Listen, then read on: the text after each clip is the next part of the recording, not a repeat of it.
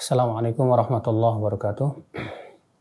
Innal hamdalillah nahmaduhu wa nasta'inuhu wa nastaghfiruh wa na'udzu billahi min shururi anfusina wa min sayyiati a'malina. Man yahdihillahu fala mudilla lahu wa man yudlil fala hadiya lahu. Asyhadu an la ilaha illallah wahdahu la syarika lahu wa asyhadu anna Muhammadan 'abduhu wa rasuluh. Qala Allah Ta'ala fi kitabihil karim Ya ayyuhalladzina amanu taqullaha haqqa tuqatih wa la tamutunna illa wa antum muslimun amma ba'd. Saudaraku seiman, a'azzani Allah wa iyyakum. Kematian hati lebih berat daripada kematian badan. Seseorang yang sudah mati badannya menjadi mayat yang dikuburkan. Iya, tapi ketika hatinya yang menjadi mayat alias mati, maka sengsara hidupnya di dunia dan akhirat. Karena kebahagiaan seorang hamba amat tergantung kepada hatinya. Keberuntungan seorang hamba di dunia dan akhirat itu sangat tergantung kepada hatinya. Terlebih di akhirat, Allah berfirman dalam surat Asy-Syu'ara ayat 88 sampai 89. Allah mengatakan, "Yauma la yanfa'u malu wala banun illa man atallaha biqalbin salim." Pada hari tidak bermanfaat harta dan anak-anak, kecuali orang yang datang membawa hati yang selamat. Allah mengatakan bahwa di hari kiamat, harta dan anak-anak tidak ada manfaatnya. Yang bermanfaat apa? Kata Allah, kecuali orang yang datang membawa hati yang selamat. Berarti keselamatan hati itu adalah jaminan keselamatan di dunia dan akhirat. Dan Allah dan Rasulnya menekankan masalah perbaikan hati ini. Allah bersumpah di dalam Al-Quran, dalam surat Asy-Syams sampai 11 kali sumpah. Tidak pernah Allah bersumpah sebanyak itu. Ya kecuali di surat Asy-Syams ini. Allah mengatakan wasyamsi waduhaha wal qamari idza talaha wan nahari idza jallaha wal laili idza yakshaha was samai wama banaha wal ardi wama tahaha wa nafsin wama sawwaha. Lihat 11 kali. Allah bersumpah untuk apa? Ya, fa'alhamaha fujuraha wa taqwaha qad aflaha man zakkaha wa qad khaba man dassaha. Ya. Untuk apa Allah mengatakan qad aflaha man zakkaha? Sungguh telah beruntung orang yang mensucikan jiwanya.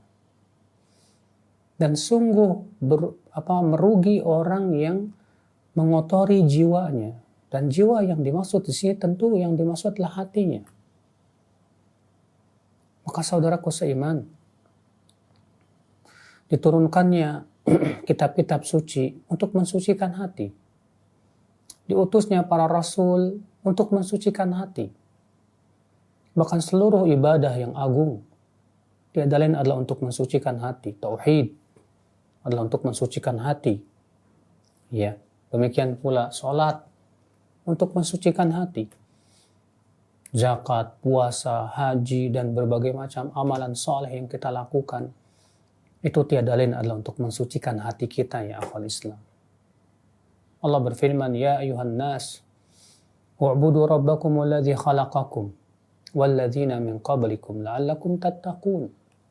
Wahai manusia, beribadahlah kamu kepada Rabbmu yang telah menciptakan kamu dan menciptakan orang-orang sebelum kamu. Agar apa? Untuk apa Allah memerintahkan kita beribadah? Agar kamu bertakwa. Dan takwa itu tempatnya di hati, saudaraku. Sebagaimana dalam hadis riwayat Muslim, Rasulullah SAW sabda, Ala inna taqwa hahuna. Ala inna taqwa hahuna, kata Rasulullah. Ala inna taqwa hahuna. Ketahuilah takwa itu di sini, di hati. Ya, Rasulullah ucapkan itu 3 kali. Rasulullah SAW juga menyebutkan ya bahwa baiknya hati ini berakibat kepada baiknya seluruh anggota badan. Sebaliknya, seburuknya hati ini berakibat kepada buruknya seluruh anggota badan. Beliau bersabda, ala wa inna fil jasadi mudghah, idza saluhat saluhal jasadu kulluh, wa idza fasadat fasadal jasadu kulluh, ala wahyal qalb. Rawahul Bukhari wa Muslim. Kata Rasulullah SAW, ketahuilah di dalam tubuh manusia ada segumpal darah, segumpal daging. Apabila segumpal darah ini baik, akan baik seluruhnya. Ya, badannya baik, ucapannya baik, pandangannya baik, pikirannya baik. Dan apabila segumpal darah ini, kata Rasulullah SAW, rusak, akan rusak semuanya. Ya, pikirannya rusak, bicaranya rusak, perbuatannya rusak, amalannya rusak. Dari mana? Dari hati. Berarti saudaraku sekalian, kematian hati ini adalah kematian yang sesungguhnya. Maka dari itu kita membahas mayat hidup. Siapa yang dimaksud dengan mayat hidup itu? Orang yang hidup di dunia tapi hatinya mayat. Hatinya telah mati. Ya. Maka saudaraku seiman, kematian hati itu lebih mengerikan daripada kematian badan. Kewajiban kita adalah perhatian kita kepada hati melebihi daripada perhatian kita kepada badan kita. Kalau badan kita selalu kita perhatikan, bahkan kita pergi ke salon, kita pergi olahraga untuk kemaslahatan badan. Kita pergi kuliner, kita pergi makan, dan yang lainnya untuk kemaslahatan badan. Banyak di antara kita ya sangat memperhatikan badannya, melebihi perhatian kepada hatinya. Sakit, dia pergi ke dokter, dia berobat, makan obat. Tapi ketika hatinya sakit, dia tidak peduli. Padahal kesehatan hati jauh lebih penting akhi daripada kesehatan badan kita. Nah, saudaraku sekalian, ya ikhwatal iman, ibu-ibu sekalian dan para pemirsa. Jadi, ya, Islam sangat memfokuskan perhatian terhadap kebaikan hati. Dahulu para sahabat Nabi SAW pun demikian. Al-Hasan al-Basri berkata, "Ma fuddila ashabu Rasulillah SAW bikathrati salatin wala bikathrati siyamin wa innama fuddilu bima waqara fi qulubihim." Kata Al-Hasan al-Basri, tidaklah para sahabat Nabi SAW diberikan keutamaan, keistimewaan karena banyaknya sholat dan karena banyaknya puasa, tidak. Wa innama fuddilu, tapi mereka diberikan keistimewaan oleh Allah. Kenapa? Bima waqara fi qulubihim, karena apa yang ada di hati mereka. Berupa keimanan, ketakwaan, keikhlasan. Ya, tawakal dan yang lainnya yang luar biasa. Maka saudaraku seiman, rupanya para sahabat Nabi SAW ya, diutamakan oleh Allah, diistimewakan oleh Allah Subhanahu wa taala karena apa yang ada di dada mereka, di hati mereka berupa keimanan yang luar biasa kepada Allah Jalla Tsana'u. Makanya saudaraku seiman, ya, perhatikan hati kita ini. Selalu kita periksa hati kita ini, saudaraku. Selalu berusaha kita, yang kita pikirkan adalah apakah hati kita sudah sehat atau tidak. Ataukah hati kita ini berpenyakit atau tidak. Ini penting sekali. Al-Imam Ibnu Qayyim dalam kitab Ighathatul Lahafan membagi hati menjadi 3. Hati yang sehat. Yang kedua, hati yang mati. Dan yang ketiga, hati yang sakit. Hati yang sehat seperti halnya badan yang sehat. Kalau kita sedang sehat badannya ya, kita pilek sedikit aja kerasa. Pusing, ya, gak enak. Kalau badan kita lagi sehat, kita kena penyakit sedikit aja, aduh, kerasa. Itu artinya badan kita sehat gitu. Demikian pula hati. Ketika hati kita sehat, kemasukan penyakit dia kerasa. Kemasukan maksiat dia merasa, dia nggak tenang. Beda dengan orang yang hatinya sudah mati, sudah tidak lagi merasakan lagi. Sebagaimana mayat ketika kita tusuk-tusuk, dia sudah tidak merasakan sakitnya tusukan. Ya, sementara hati yang sakit, di sana ada keimanan kepada Allah, dia cinta kepada Allah, tapi juga di sana ada penyakit-penyakitnya. Penyakit kesombongan, penyakit kedengkian, ya, penyakit cinta dunia yang berlebihan, ya, rasa pelit yang melilit, dan yang lainnya. Nah ini saudaraku sekalian. Dan keselamatan kita di akhirat tergantung keselamatan hati kita. Semakin selamat hati kita, semakin selamat di akhirat. Dan semakin kurang selamat hati kita, ya akhi, kurang selamat pula hati, ya, nasib kita nanti di akhirat. Akhwal Islam, para ummahat sekalian, ya, dan para pemirsa. Lalu bagaimana caranya kita untuk memperbaiki hati agar kita tidak menjadi mayat-mayat hidup ini? Ya. Agar kita bisa memperbaiki hati kita, ada 3 cara yang sangat insya Allah sebetulnya simple, tapi dalam prakteknya memang membutuhkan kepada kesungguhan. Cukup 3 cara saja untuk memperbaiki hati kita. Ini disebutkan oleh Imam Ibnu Qayyim rahimahullah dalam kitab Ighatsatul Lahafan. Di mana Al-Imam Ibnu Qayyim rahimahullah menyebutkan tentang 3 cara memperbaiki hati, menjaga kesehatan hati. Ya.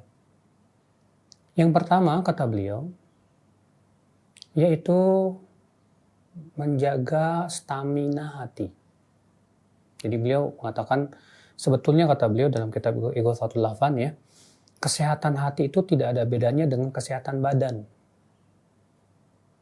Ya, kalau kita nih ya punya badan, untuk bisa menjaga badan kita supaya sehat, bagaimana caranya? Ya. Caranya yaitu mungkin ditutup pintunya. Caranya yaitu diantaranya untuk menjaga kesehatan badan kita. Yang pertama kata beliau, menjaga stamina badan kita. Jangan sampai stamina kita loyo nih. Sebab kalau badan kita loyo staminanya, biasanya mudah tuh kemasukan penyakit tuh. Ya. Menjaga stamina, bagaimana caranya? Istirahat yang cukup, olahraga yang cukup, makan yang cukup, pola hidup juga yang benar.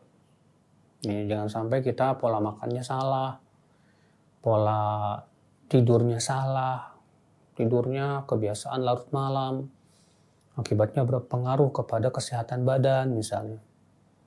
Atau ya pola makannya sembarangan, ya nggak melihat mana yang bergizi, mana yang nggak bergizi, yang penting enak.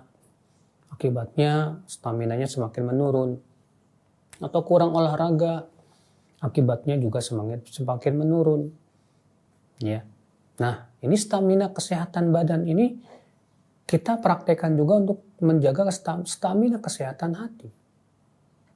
Kalau menjaga stamina kesehatan badan itu dengan cara olahraga, dengan cara makan makanan yang bergizi, dengan cara istirahat yang cukup. Ya. Demikian pula menjaga stamina kesehatan hati kita dengan cara apa? Olahraga yang cukup. Olahraga hati apa? Amal soleh. Yang mengolahrakan hati itu dengan cara baca Quran, membiasakan, berzikir, sholat 5 waktu. Demikian pula berpuasa. Ini olahraga hati saudaraku. Membiasakan amalan soleh ini sangat menjaga stamina hati kita. Ya. Kemudian juga makanan hati ini harus bergizi. Supaya terjaga hati kita ini kesehatannya. Apa makanan hati yang bergizi? Ilmu yang bermanfaat. Ya. ilmu yang Allah turunkan melalui lisan Rasulnya berupa Al-Quran dan hadis Nabi Shallallahu Alaihi Wasallam. Nah, ini makanan hati, ya.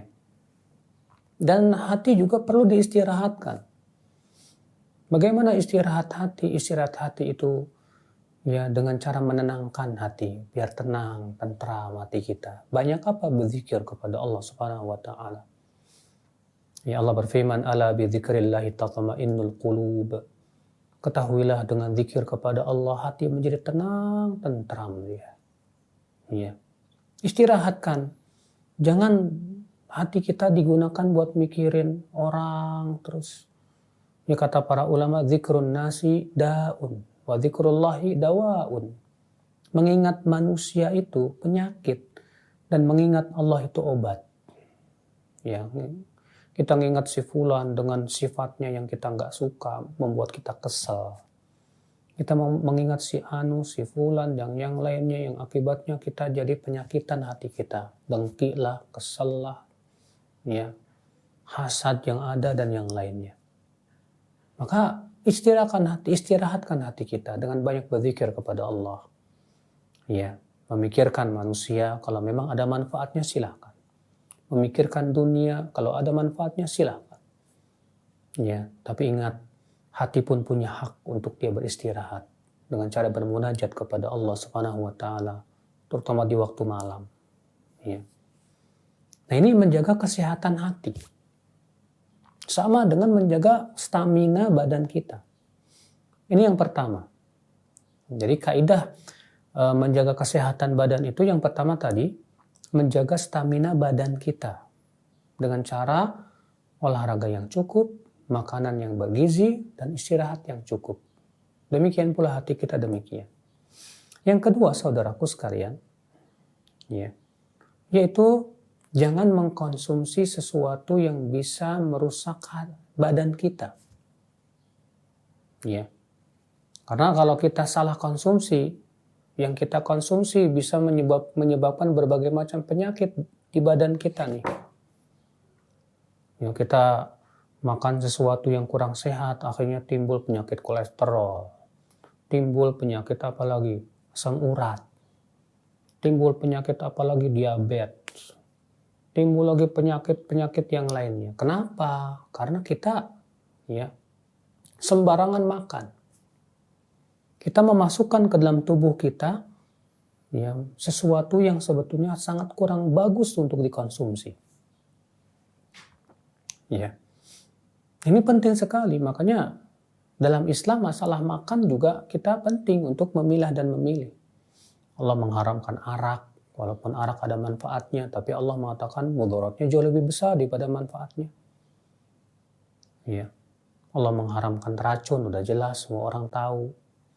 Allah mengharamkan segala macam sesuatu yang bisa merusak badan kita, rokok, ya, haram dalam Islam. Kenapa? Karena jelas itu merusak tubuh kita. Ya, demikian pula memakan semua makanan-makanan yang bisa menimbulkan mudarat untuk badan kita dilarang dalam Islam. Rasulullah SAW sabda, la darar wa la dhirar. Tidak boleh memberikan mudarat dan tidak boleh membalas mudarat dengan mudarat yang lain. Nah, saudaraku seiman, ya, demikian pula hati. Jangan mengkonsumsi sesuatu yang bisa merusak hati. Apa maksiat? Ya, kita nonton video porno, merusak hati. Ya, kita mendengarkan musik dan nyanyian yang jelas diharamkan oleh Allah, merusak hati. Kita duduk di majelis ghibah, ya, ngobrol sama teman tapi isinya gibahin orang, merusak hati. Kita makan riba, merusak hati. Ya, maka jangan rusak hati kita dengan maksiat kita sendiri. Karena maksiat itu hakikatnya adalah menghancurkan hati kita, bahkan bisa sampai tingkat mematikan hati kita. Saudaraku seiman, azani Allah wa iyyakum. Ya. Nah, coba ya, kita berhati-hati. Ketika kita melakukan perbuatan, kira-kira ini bisa memperbaiki hati saya apa enggak? Ini bisa merusak hati saya apa tidak? Ya. Kadang ada orang berbuat maksiat, lalu ia merasa kok iman saya enggak berubah ya? Ini saja sudah menunjukkan kalau penyakit dia berat. Ya, seperti orang yang udah biasa pilek, ya, dia nggak merasa dirinya pilek lagi. Dia anggap dia sehat-sehat aja. Tapi menurut dokter ini sakit dia. Tapi masalahnya karena pileknya nggak sembuh-sembuh, ya, dia nganggap saya sehat kok, nggak masalah. Demikian pula orang terkadang saking biasanya maksiat, ketika berbuat maksiat dia nggak merasa imannya berkurang. Saudaraku sekalian, oleh karena itulah Al-Imam Ibnu Qayyim rahimahullah mengingatkan ya tentang bahaya maksiat dalam kitab beliau yang agung Ad-Da' wad-Dawa. Beliau menyebutkan lebih daripada 50 bahaya maksiat terhadap hati kita itu. Di antaranya beliau berkata, al-ma'asi tud'iful qalb wa tuhinu. Maksiat itu melemahkan hati dan menyebabkan hati kita itu lemah. Ya. Subhanallah. Lemah akhirnya untuk menaati Allah jadi malas. Itu aja itu udah tanda dah. Kalau kita ya mau sholat malas-malesan itu sudah tanda kalau kita ini sudah dilemahkan hatinya oleh maksiat. Kita mau zikir malas. Ya. Mau baca Quran malas. Semangatnya baca Quran. Ini saja sudah tanda yang sangat jelas bahwa hati kita sebetulnya sudah dilemahkan oleh maksiat itu. Apalagi mau tahajud, wah berat sekali. Mau jalan ke masjid berat. Ya, barangkali kalau dia berjalan ke gunung, buat naik gunung kuat dia. Tapi mau pergi ke masjid cuma 200 meter nggak kuat. Ada apa? Ya, karena hatinya yang lemah. Ya. Makanya saudaraku sekalian, ini yang kedua. Kata Ibnu Qayyim rahimahullah untuk menjaga kesehatan hati kita, yaitu dengan cara menjaga jangan sampai kita mengkonsumsi sesuatu yang bisa merusak hati kita. Ya.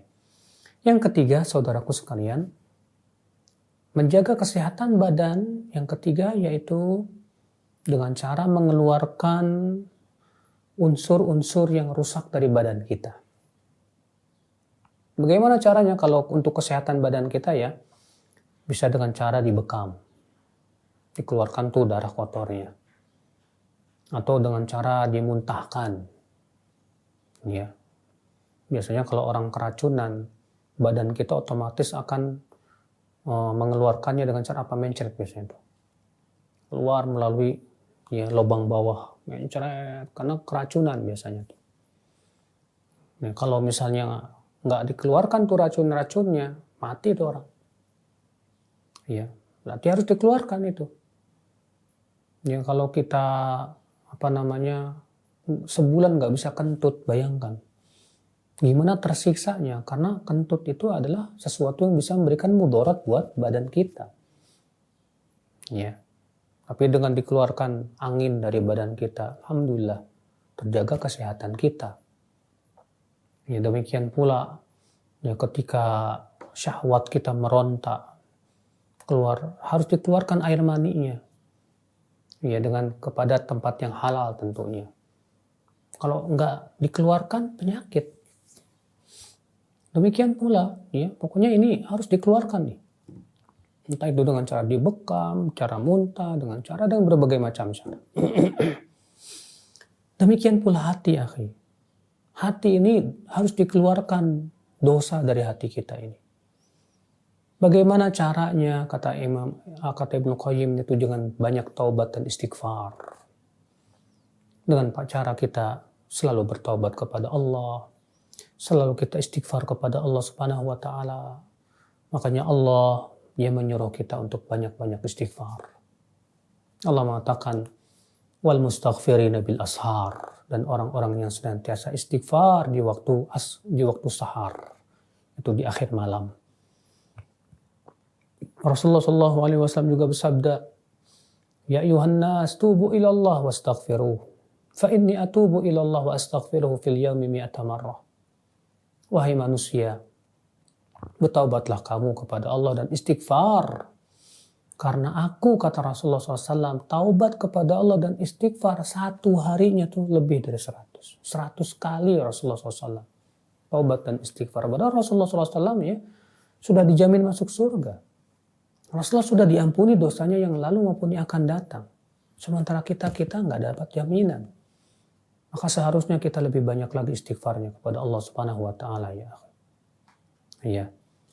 Maka ya akhi, inilah 3 cara untuk ya menjaga kesehatan hati kita. Saya ulangi, yang pertama yaitu menjaga stamina hati dengan cara olahraga yang cukup, makanan yang bergizi, dan istirahat yang cukup.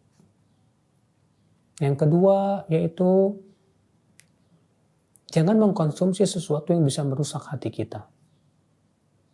Yang ketiga yaitu mengeluarkan ya unsur yang bisa merusak hati kita dengan cara banyak istighfar kepada Allah dan dengan cara bertaubat kepada Allah Subhanahu wa taala.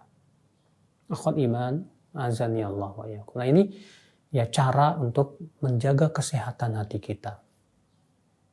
Kemudian saudaraku seiman, kita juga harus penting untuk memahami apa saja yang bisa mengotori hati kita. Ini penting sekali.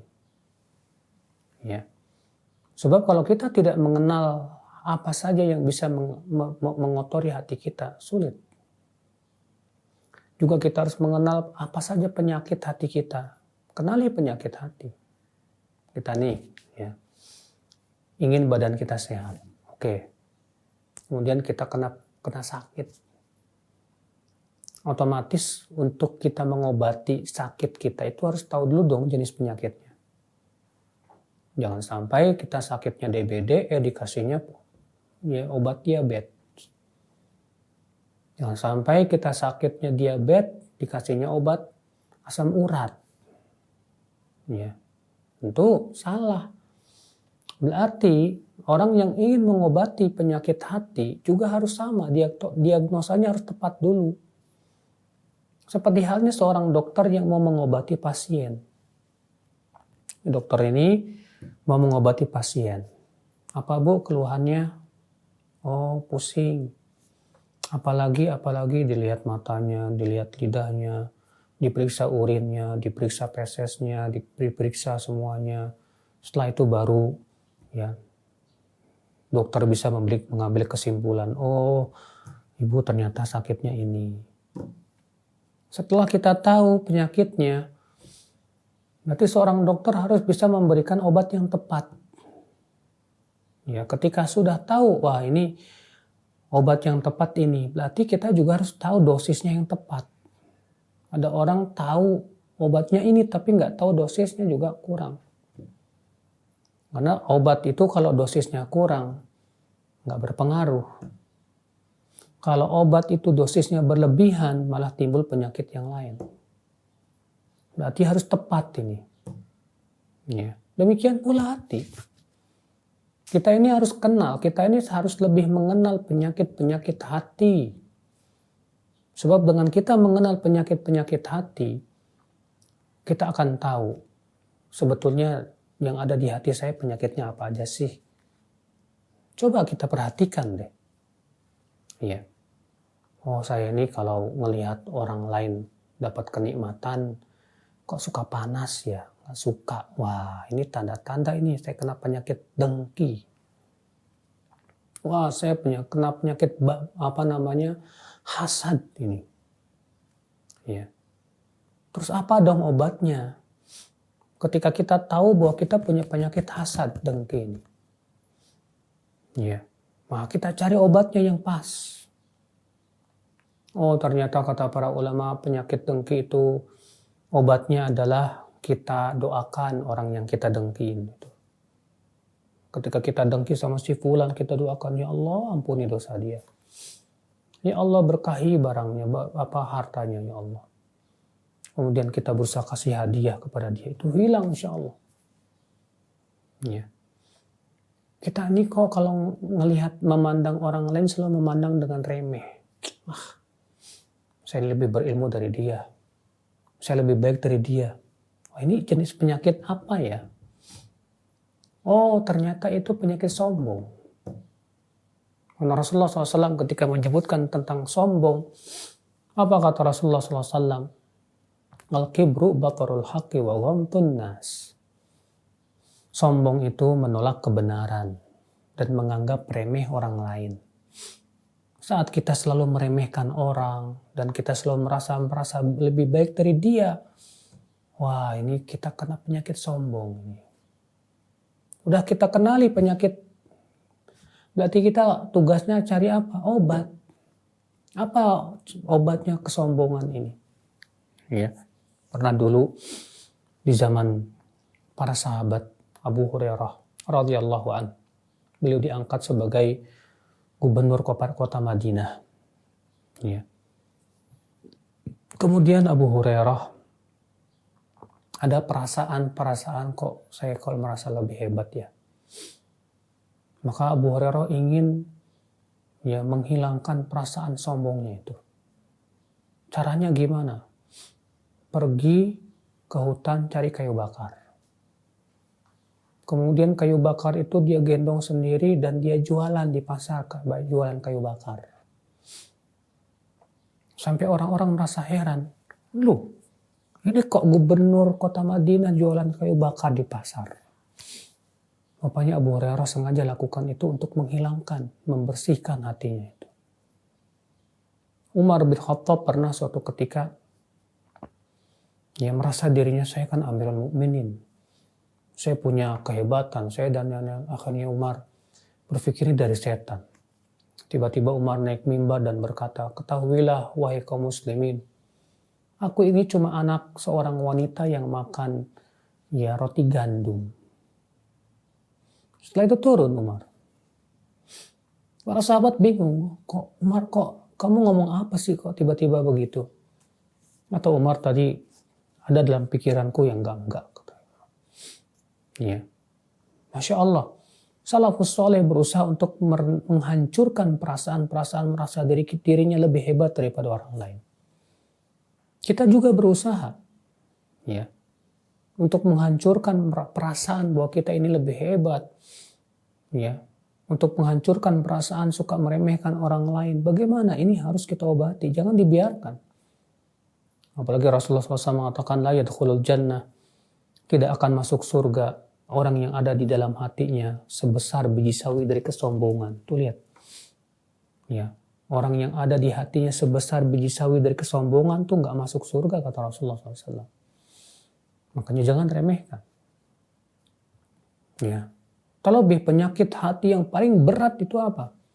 Itu syirik, akhi. Mengagungkan selain Allah. Ya, bertawakal kepada jimat, berharap kepada jimat, pada penangkal itu.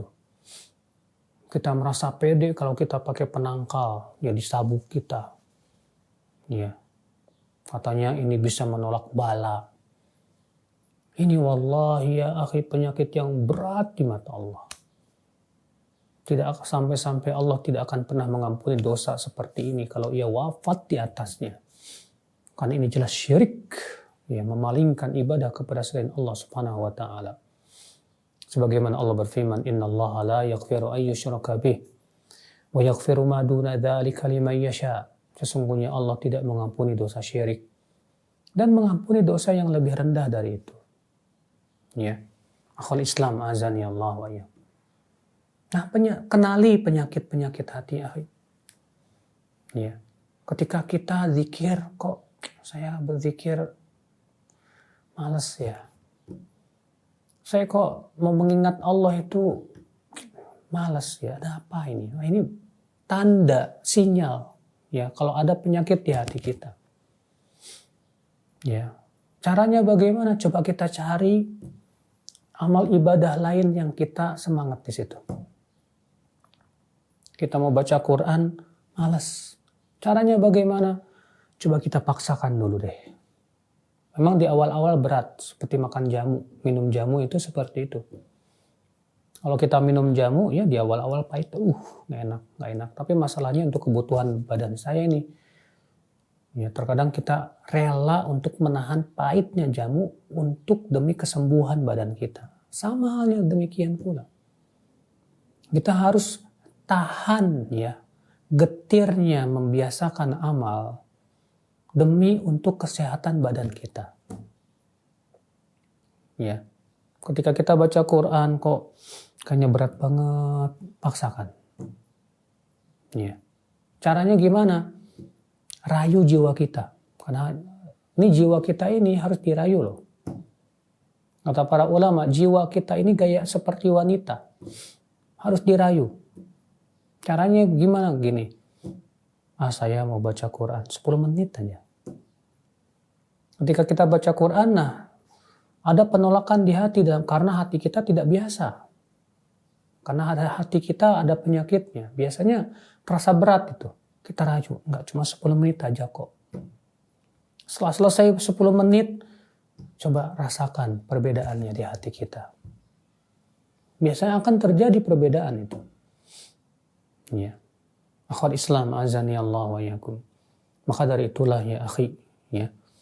Di sini kita penting sekali ya untuk melakukan beberapa hal untuk memperbaiki hati kita ini. Yang pertama yaitu menuntut ilmu. Karena dengan menuntut ilmu lah kita tahu jenis-jenis penyakit hati. Dengan menuntut ilmu kita tahu hal-hal yang bisa merusak hati.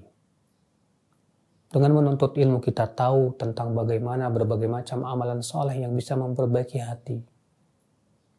Dengan menuntut ilmu kita faham bagaimana kita berhubungan dengan Allah yang merupakan sumber makanan hati. Ya. Maka harus kita menuntut ilmu, karena ini makanan yang sangat bergizi untuk hati kita. Kemudian ini ya, dengan menuntut ilmu Allah Subhanahu wa taala tujuannya tentunya untuk memperbaiki diri kita. Bukan hanya sebatas untuk berbangga-bangga, sebab kalau kita menuntut ilmu hanya untuk berbangga-bangga berarti memang hati kita berpenyakit, saudaraku sekalian. Ini yang pertama, akhi, ya.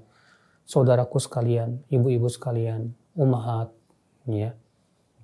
Jadi kita penting sekali untuk menuntut ilmu. Ini makanan pokok sudah. Ya. Kayak badan nih. Kalau orang Indonesia makanan pokoknya nasi. Kalau belum makan nasi kayak belum makan rasanya. Makanan pokok hati apa? Ilmu. Harus menuntut ilmu itu harus. Ya. Makanya perintah Allah menuntut ilmu dalam Al-Quran banyak sekali dengan berbagai macam bentuknya. Anjuran Rasulullah SAW untuk menuntut ilmu dalam hadis-hadis Nabi banyak sekali, Masya Allah. Kenapa? Karena itu memang sangat penting untuk hati kita. Ini yang pertama. Ya, agar kita bisa memperbaiki hati kita, jangan lupa menuntut ilmu Allah Subhanahu wa Ta'ala. Kobarkan semangat kita untuk menuntut ilmu sebelum yang lainnya. Ya, karena banyak pemuda mereka semangatnya untuk membuat aksi salah. Aksi yang paling benar yang harus dikobarkan semangatnya adalah menuntut ilmu dulu. Supaya apa? Segala sesuatu bisa dijadikan atau dilihat dengan ilmu. Kita mau beraksi apapun dengan ada ilmunya jelas dari Allah dan Rasulnya. Ya. Sehingga pada waktu itu aksi kita pun juga betul-betul ya terbimbing oleh Allah dan Rasulnya. Demikian pula bimbingan para ulama tentunya. Ini yang pertama. Yang kedua, saudaraku, setelah kita menuntut ilmu, kita penting mujahadah untuk mengamalkan ilmu. Apa itu mujahadah? Yaitu memaksa diri kita untuk bisa mengamalkan ilmu. Ya. Rasulullah SAW bersabda dalam hadis Abu Dzar yang dikeluarkan oleh Ibnu Najjar. Kata Rasulullah SAW, afdalul jihad an tujahid nafsaka li ta'atillah. Jihad yang paling utama yaitu kamu jihadi dirimu untuk menaati Allah Subhanahu wa Ta'ala. Ini hadis disahihkan oleh Syekh Albani rahimahullah. Dan dalam lafaz lain Rasulullah bersabda, al-mujahid man jahada nafsahu li ta'atillah. Hakikat mujahid yaitu yang menjihadi dirinya untuk menaati Allah Subhanahu wa Ta'ala.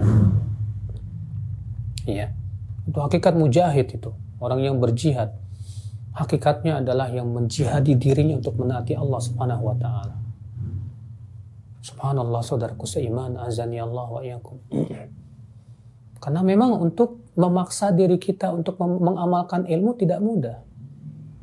Karena di dalam jiwa kita ini ada hawa nafsu, ada syahwat.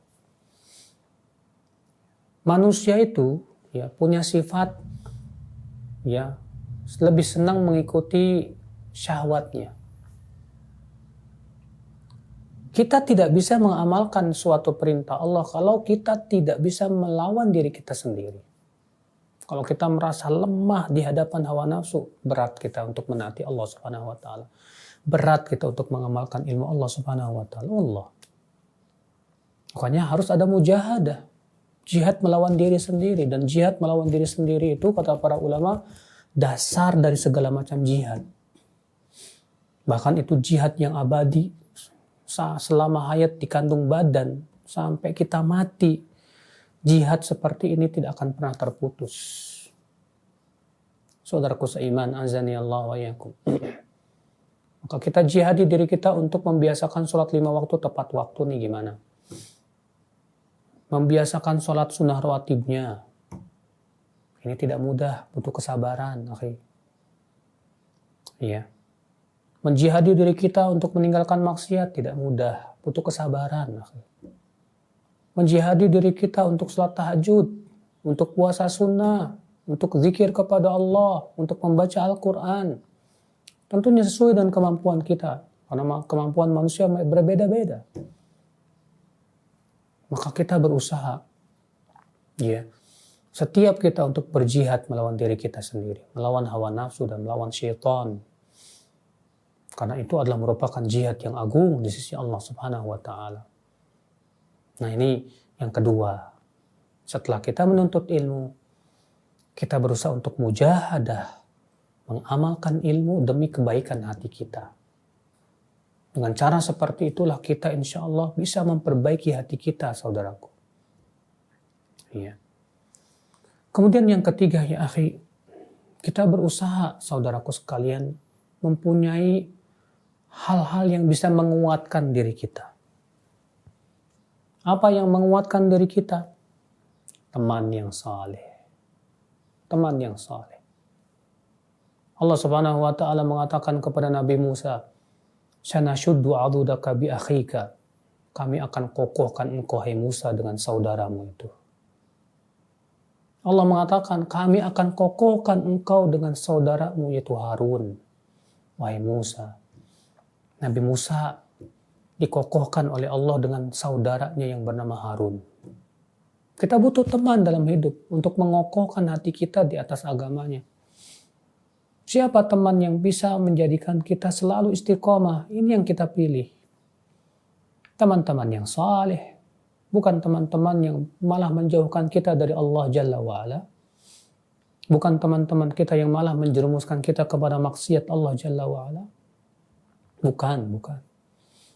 Makanya Allah Subhanahu wa taala ya menceritakan tentang penyesalan penduduk api neraka yang dia masuk neraka gara-gara teman. Gara-gara teman dia masuk neraka. Allah berfirman dalam surat Al-Furqan ayat 26 kalau tidak salah atau 28 saya lupa. Allah mengatakan qala ya wailata laitani lam attakhidh fulanan khalila laqad adallani 'anil dzikri ba'da idz ja'ani. Berkatalah penduduk api neraka itu, aduh andaikan aku tidak menjadikan si fulan sebagai teman akrab saya.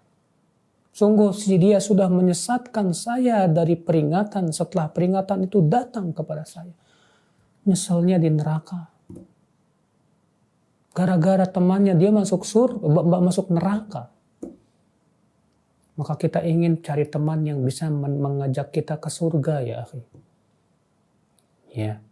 Naam, itu yang kita butuhkan dalam hidup kita.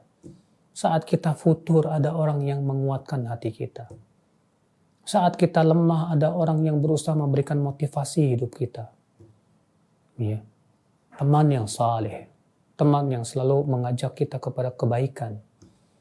teman yang senantiasa mengingatkan kita kepada Allah dan kehidupan akhirat. Wallahi ini sebaik-baiknya temannya. Maka bertemanlah dengan orang yang soleh dan sabarlah untuk berteman dengan orang-orang yang soleh itu. Karena orang soleh bukan malaikat. Ia adalah manusia yang pasti ada kekurangannya. Ketika kita berteman dengan seorang yang soleh, pasti kita akan mengetahui kekurangan-kekurangan dia. Pasti itu. Sabarlah. Ya, sebagaimana dia pun sabar terhadap kita. Dia pasti menemukan juga banyak kekurangan kita. Tapi dia sabar. Kita pun sabarlah. Nah, saudaraku sekalian, apalagi teman hidup. Istri yang salihat. Suami yang saleh. Ini wallah ya akhi, penguat dalam hidup kita. Rasulullah SAW ditanya oleh seorang sahabat, "Ya Rasulullah, ma khairu maktanazahul mar'u?" Wahai Rasulullah, apa sih harta yang paling baik untuk dimiliki seseorang? Apa kata Rasulullah SAW? Khairu maktanazahul mar'u lisanun dzakir wa qalbun syakir wa zaujah salihah tu'inuhu ala imani. Sebaik-baik harta yang dimiliki oleh seseorang, kata Rasulullah SAW, adalah lisan yang selalu berzikir, hati yang selalu bersyukur, dan istri yang salihat, yang membantu untuk menjaga keimanannya. Subhanallah. Ya. Ini sebaik-baiknya yang dimiliki oleh seseorang, pasangan yang saleh. Berapa banyak suami-suami yang kuat untuk meninggalkan pekerjaan yang haram. Ternyata di baliknya ada istri yang kuat. Saya punya teman, ya, dia meninggalkan pekerjaannya yang haram karena ia bekerja di sebuah lembaga ribawi. Padahal dia sudah general manager, ya, gajinya itu sudah puluhan juta. Tapi istrinya yang salihat sangat mendukung suaminya untuk keluar. Daripada makan yang haram, kata si istri, mendingan yang halal walaupun sedikit gak masalah. Subhanallah. Ya, pasangan yang saleh, istri yang salihat ini sangat penting dalam hidup kita, saudaraku sekalian. Ya, untuk menguatkan hati kita ketika kita berjalan menuju Allah dan kehidupan akhirat. Ya. Nah, saudaraku seiman, azani Allah wa yakum. Ini hal yang penting sekali ya untuk kesehatan hati kita. Menuntut ilmu, berjihad untuk mengamalkan ilmu. Demikian pula kita penting untuk memiliki teman-teman yang bisa menguatkan hati kita untuk istiqamah di jalan Allah Jalla wa'ala. Nah, saudaraku seiman, azani Allah wa yakum. Inilah ya. Jadi kita tidak ingin menjadi mayat hidup. Hudzaifah ibnul Yaman ditanya, Man hum mayyitul ahya? Man huwa mayyitul ahya? Hudzaifah ditanya, Hudzaifah, siapa sih mayat hidup itu? Apa kata Hudzaifah? Huwa alladhi la ya'rifu qalbuhu ma'rufan wa la yunkiru ma'rufan wa la yunkiru munkara. Itu orang yang hatinya sudah tidak lagi mengenal kebaikan dan sudah tidak lagi mengingkari kemungkaran. Itulah mayat hidup. Kata Hudzaifah, sekali lagi ya, kata Hudzaifah, mayat hidup itu orang yang hatinya sudah tidak mengenal kebaikan. Kenapa? Hatinya sudah mati masalahnya. Sudah tidak mengingkari kemungkaran lagi. Iya. Maka orang seperti ini berhak mengucapkan inna lillahi wa inna ilaihi raji'un. Karena kematian hati, akhi, lebih agung daripada kematian badan. Demikian yang bisa saya sampaikan. Ada yang bertanya, akhi?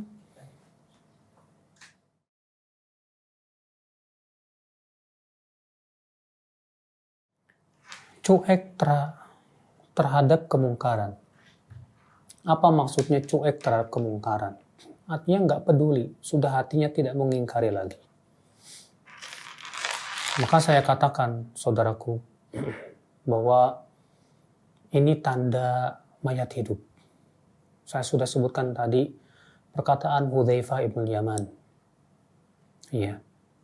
bahwa mayat hidup itu adalah orang yang sudah tidak mengenal kebaikan yang ma'ruf dan sudah tidak lagi mengingkari kemungkaran. Nah sekarang ya, ketika ada orang yang tidak mengingkari kemungkaran, kenapa? Bisa jadi banyak faktor. Ya. Bisa jadi misalnya dia tidak mampu untuk mengingkarinya. Sehingga dia mengingkari dengan hatinya. Karena itu adalah selemah-lemahnya pengingkaran. Rasulullah SAW bersabda, "Man ra'a minkum munkaran falyughayyirhu biyadihi, fa illam yastati' fa bilisanihi, fa illam yastati' fa biqalbihi, wa dzalika adhaful iman." Siapa yang melihat kemungkaran, hendaklah ia ubah dengan tangannya. Jika tidak, maka dengan lisannya. Jika tidak, maka dengan hatinya. Ya. Maka Rasulullah SAW menyebutkan bahwa mengingkari kemungkaran itu sesuai dengan kemampuan. Dan melihat. Kata Ibnu Qayyim rahimahullah, mengingkari kemungkaran ada 4 martabat. Martabat yang pertama, kalau kita ingkari, hilang kemungkaran, maka ini jelas disyariatkan. Martabat yang kedua, ketika kita mengingkari berkurang kemungkaran walaupun tidak hilang, maka ini juga disyariatkan. Martabat yang ketiga, ketika kita mengingkari kemungkaran, muncul kemungkaran yang selevel, kata Ibnu Qayyim. Maka ini, tak dulu, penting untuk minta fatwa kepada para ahli ijtihad. Ya. Martabat yang keempat, ketika kita mengingkari kemungkaran malah muncul kemungkaran yang lebih besar. Maka ini haram pada waktu itu kita mengingkari kemungkaran. Ibnu Qayyim pernah bersama teman-temannya melewati tentara Tartar yang sedang mabuk-mabukan. Lalu teman-teman Ibnu Taimiyah, ya. Lalu teman-teman Ibnu Taimiyah ini pergi ingin mengingkari tentara Tartar. Apa kata Ibnu Taimiyah? Jangan. Ya, jangan diingkari. Oh, kenapa? Ini kan mungkar. Ya. Sebab kalau kalian mengingkari, mudaratnya jauh lebih besar. Ya. Nah, subhanallah. Jadi terkadang orang yang mengingkari kemungkaran ini, dia tidak mengingkari karena melihat dirinya tidak mampu. Atau dia khawatirkan akan muncul kemungkaran yang lebih besar. Maka yang seperti ini dimaafkan oleh Allah Subhanahu wa Ta'ala. Maka pada waktu itu ya setidaknya hatinya mengingkari, hatinya tidak suka. Harus ada di hati kita seperti itu. Ya. Adapun kemudian kita cuek bebek dalam artian sama sekali hati kita tidak mengingkari. Bahkan malah menikmati. Ya. Wah, ini bahaya saudaraku sekalian. Wallahu a'lam. Naam.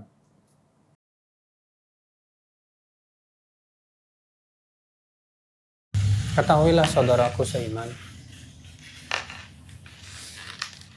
harus kita yakini dengan seyakin-yakinnya bahwa penyakit semuanya dari Allah. Penyakit tidak akan atau wabah tidak akan menyebar kecuali dengan izin Allah. Iya. Kalau tanpa izin Allah tidak mungkin penyakit itu menyebar. Walaupun berusaha disebarkan oleh orang-orang yang ya tidak bertanggung jawab misalnya. Tapi kalau Allah tidak izinkan tidak akan tersebar. Maka ketika kita melihat di zaman sekarang pandemi, penyakit COVID-19 menyebar, wajib kita yakini dulu di hati kita bahwa penyakit ini berasal dari Allah. Yang kedua, yang wajib kita yakini seyakin-yakinnya bahwa penyakit tidak akan menular tanpa izin Allah. Siapa yang punya keyakinan bahwa penyakit bisa menular tanpa izin Allah, sama saja mengatakan bahwa Allah lemah, tidak bisa menahan penyakit, dan bahwasanya semua makhluk bisa melakukan perbuatan tanpa izinnya. Ini jelas batil. Semua yang terjadi di langit dan bumi dengan kehendak Allah dan dengan izin Allah. Ya. Makanya Rasulullah SAW bersabda, la adwa, tidak ada penyakit menular. Apa maksudnya kata para ulama? Bahwa penyakit itu tidak mungkin menular kecuali dengan izin Allah. Rasulullah tegas mengatakan, la adwa, tidak ada penyakit menular. Artinya menular dengan sendirinya, tanpa izin Allah nggak mungkin. Ini sabda Rasulullah SAW. Ketika Rasulullah mengatakan begini, lalu ada seorang sahabat berkata, ya Rasulullah, Buktinya kalau kita campurkan unta yang sakit dengan unta yang sehat, ya Rasulullah, ternyata unta yang sakit jadi sakit. Gimana itu? Apa kata Rasulullah? Famanil musabbibul awal? Siapa yang memberikan pertama kali penyakit itu? Allah. Allah. Namun, kita tetap dianjurkan untuk mengambil sebab. Kata Rasulullah SAW, firra minal majadhum, firaraka ya minal asad, atau firra minal judham, firaraka minal asad, larilah kamu dari orang yang terkena penyakit kusta, ya, atau lepra, sebagaimana kamu lari dari singa, ya. Kita disuruh menghindari orang yang kena penyakit seperti judham itu. Judham itu penyakit yang bisa memakan tubuh, ya. Biasanya dari ujung-ujung makan lama-lama habis itu. Itu judham namanya. Rasulullah SAW menyuruh kita lari. Jangan dekat-dekat sama orang seperti itu. Ini sebagai apa? Bukan karena kita punya keyakinan, bukan. Bahwa penyakit bisa menular dengan sendirinya, bukan. Tapi supaya kita tidak punya keyakinan, gara-gara si fulan, saya jadi sakit. Ya. Sebab kalau kita sudah punya keyakinan, gara-gara dia saya jadi sakit, kita jadi jatuh kepada syirik, akhi.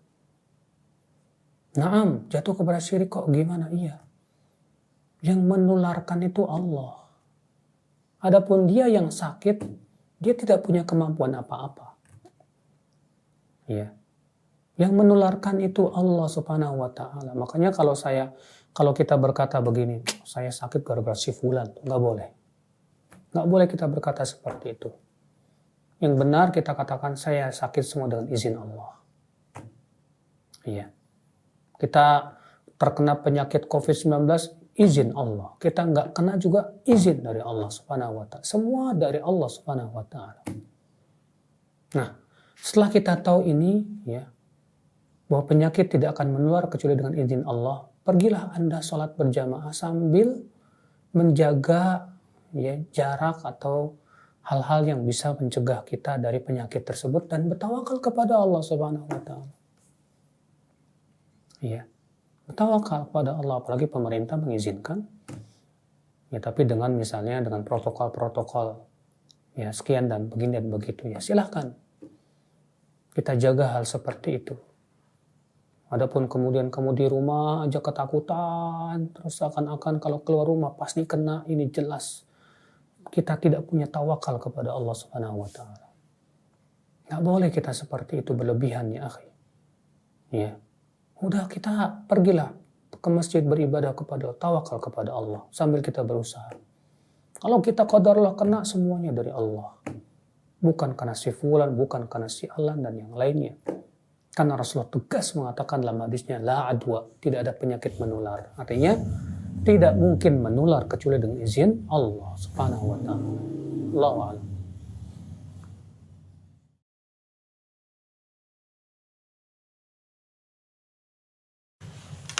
Mati tenggelam, apakah mati syahid? Tergantung tujuannya apa. Kalau kita meninggal ketika kita sedang pergi menuntut ilmu, lalu kita meninggal tenggelam. Kita pergi untuk mencari nafkah, lalu kita meninggal tenggelam. Ini semua meninggal di jalan Allah dan termasuk mati syahid. Ya, tapi tentunya beda derajatnya dengan mati syahid di medan perang. Ya. Adapun kalau kita pergi mau berzina, atau kita mau pergi ke pelesiran ke negeri kafir, pada para ulama yang semuanya mengatakan tidak boleh kita pelesiran ke negeri kafir, kecuali kalau memang ada hajat, ada sangat keperluan. Atau ada orang pergi ke suatu tempat karena ingin mau berbuat maksiat. Qadarullah di jalan, ya, kapalnya tenggelam dan mati. Matinya di jalan apa kalau begitu? Mungkin kalau orang seperti ini dikatakan mati syahid? Ya tidak mungkin. Ya mati di jalan setan. Iya. Maka dari itu, sebutkan dalam hadis yang sahih bahwa Nabi Shallallahu Alaihi Wasallam bersabda, "Ma ta'udduna syahid fikum, menurut kalian orang yang mati syahid itu seperti apa? Kata mereka, ya, yaitu orang yang terbunuh di medan perang, hai Rasulullah. Kata Rasulullah, kalau begitu syuhada ummati laqalil. Ya, orang-orang yang mati syahid dari umatku sedikit sekali, kata Rasulullah. Maka Rasulullah menyebutkan di antaranya apa? Al-ghariq syahid, orang yang mati tenggelam syahid. Ya. Alhamdulillah. Nah.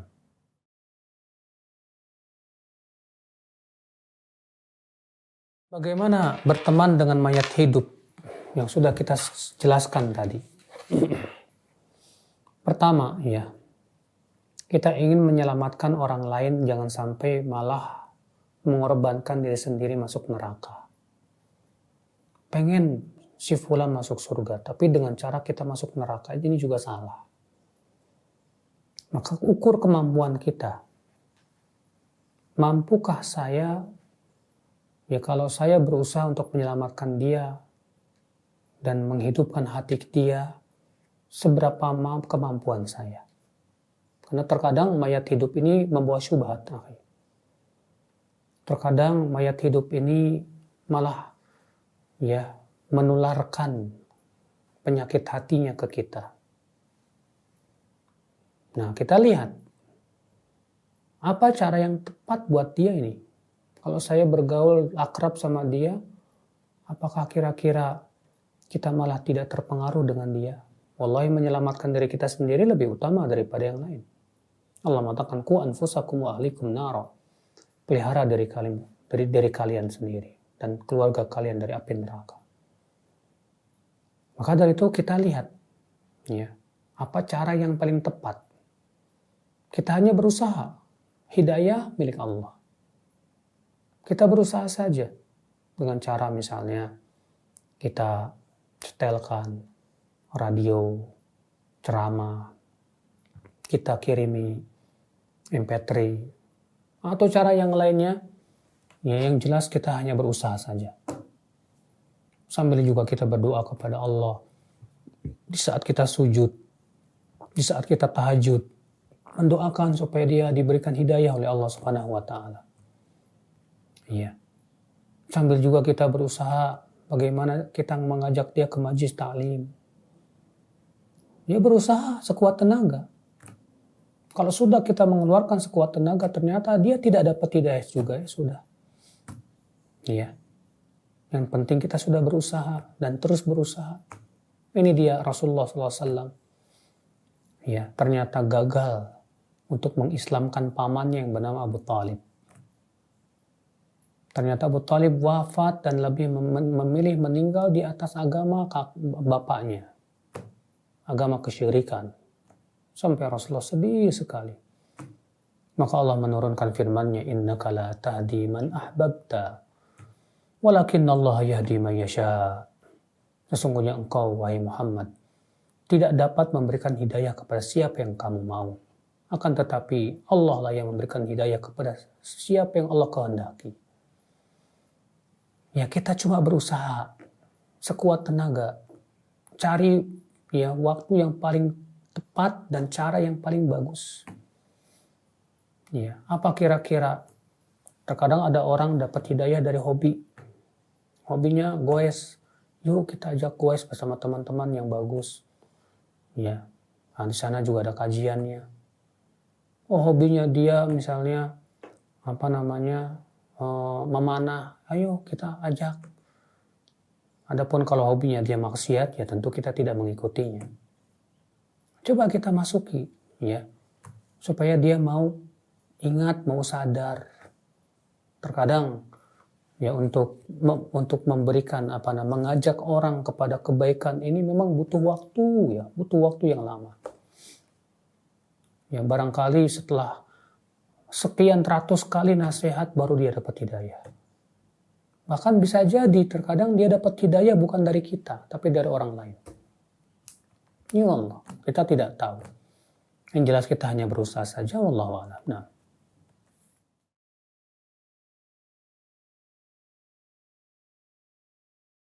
Seseorang rajin menuntut ilmu namun belum istiqomah mengamalkannya.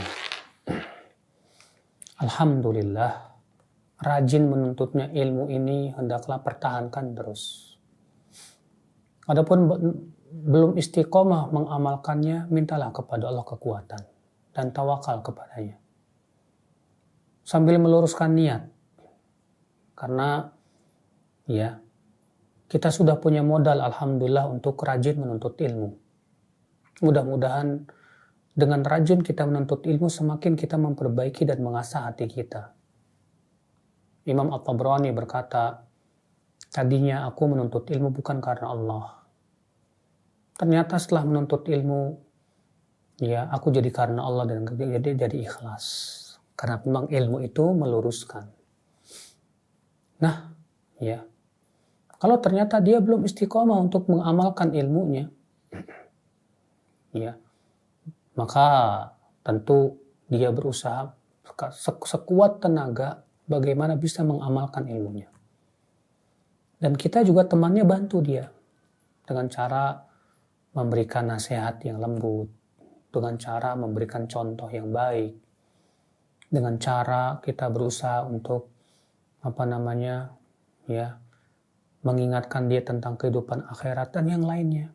Bantu dia supaya bisa mengamalkan ilmu. Jangan kita membantu dia lari dari kebaikan.